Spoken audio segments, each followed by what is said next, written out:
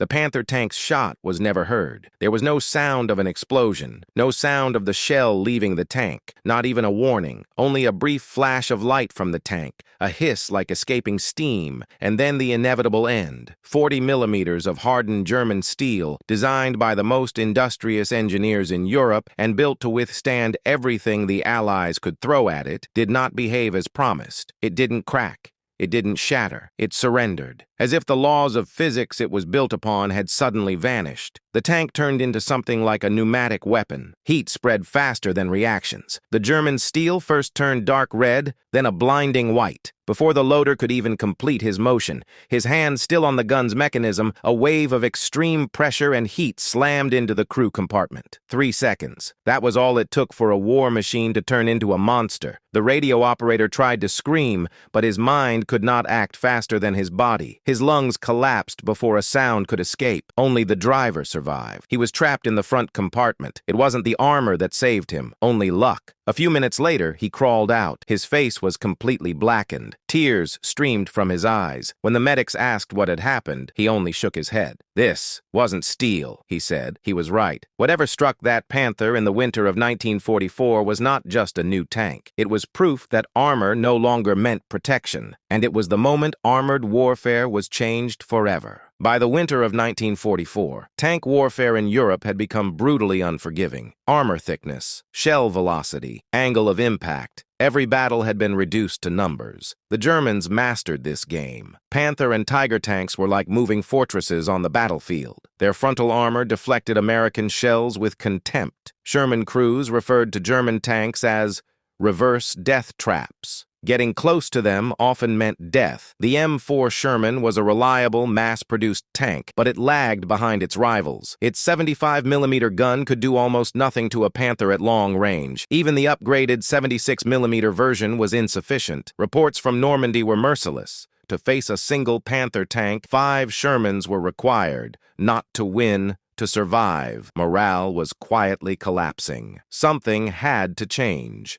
The solution did not come from courage. It did not come from tactics. It did not come from bigger guns. It came from laboratories. At the Aberdeen Proving Ground in Maryland, American engineers were questioning the fundamental assumption of tank warfare. Does penetrating armor require only brute force? What if the answer wasn't power, but science? The answer was tungsten carbide. Extremely dense, extremely hard, less like steel, more like compressed time itself. The idea was dangerous, unproven, and tungsten was rare and expensive. But if it worked, it would change everything. Official designation, M93 HVAP, High Velocity Armor Piercing. The soldiers gave it another name, the Hot Shot. It was smaller than standard ammunition, wrapped in a lightweight sabot. After firing, the sabot separated, releasing the tungsten core. The result? A velocity exceeding 1,000 meters per second. At that speed, steel no longer behaves like steel. When tungsten strikes armor,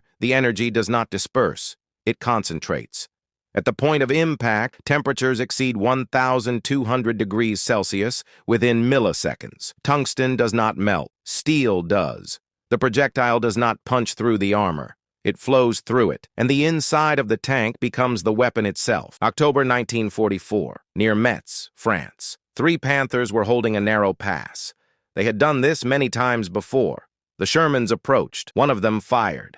800 meters. The Panther didn't explode. It didn't burn instantly. It simply stopped. Then smoke rose. Then came the screams. Then silence. Days later, when the tank was examined, a hole was found in the armor, smooth as glass. Inside the tank, it was like an oven. An engineer spoke quietly. It cooked everyone inside. American tank crews treated HVAP rounds like sacred objects. They counted them. They marked them. They saved them only for critical shots. On the German front, something else was spreading. An incomprehensible fear. Panther tanks destroyed with a single hit. Vehicles that looked undamaged from the outside, but whose crews were burned alive inside. Intelligence units were in despair. Was it a chemical weapon? Was it banned ammunition? The truth was simpler, and that was exactly why it was more terrifying. It was just physics. December 16th, 1944, the Ardennes Forest.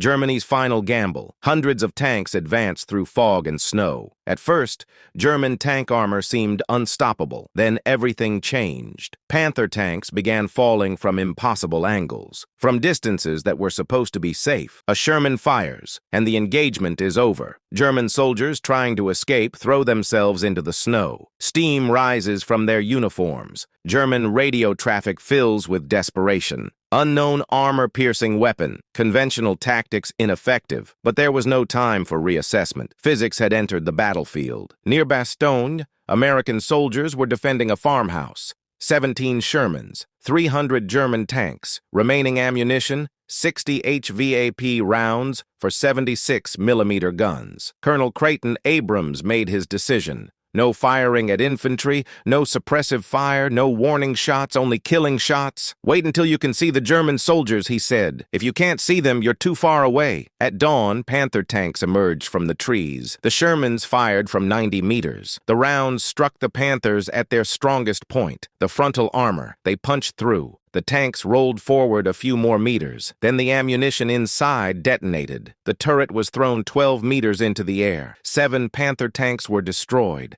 11 shots were fired. The Germans halted their advance. Some refused orders. Some deliberately disabled their own tanks. One German commander, rather than lead his men into death again, shot himself in the head. This was no longer a battle. This was desperation. Captured German soldiers struggled to describe what had happened. "Shells follow rules," one of them said, trembling. These shells didn't. Military psychologists gave it a name: technological terror. It wasn't the fear of death. It was the fear of uncertainty, a world where armor did not protect and distance did not save you. March 1945. The Rhine River. King Tiger tanks formed the final defensive line. Their frontal armor was over 180 millimeters thick. The Americans brought newly developed HVAP ammunition for the 90-millimeter guns. From 1,200 meters away, a King Tiger was hit. At first, nothing happened. They may have laughed. Then the hatches blew open. Flames erupted. The tungsten core had punched through 180 millimeters of German steel. The myth of German armor superiority died right there. The outcome after the war was clear. HVAP ammunition accounted for less than 5% of all rounds fired. Yet in the final months of the war, more than 30% of heavy tank losses were caused by this ammunition. It was surgical efficiency, but the human cost was heavy. German soldiers lived on with horrific memories. American tank crews, meanwhile, felt both pride and guilt, because this was not just a tank battle. This was a machine of death. Today, all modern armor-piercing ammunition traces its origins back to this moment. Sabot rounds, uranium penetrators, hypersonic projectiles. The principle never changed. Not the thickest armor, not the biggest gun, not the heaviest tank wins. Victory belongs to the one who understands matter and energy better than anyone else. The Panther crew was right. This was not a conventional shell. This was the future, and it was inevitable. If you liked the video, you can support the channel by subscribing and leaving a like.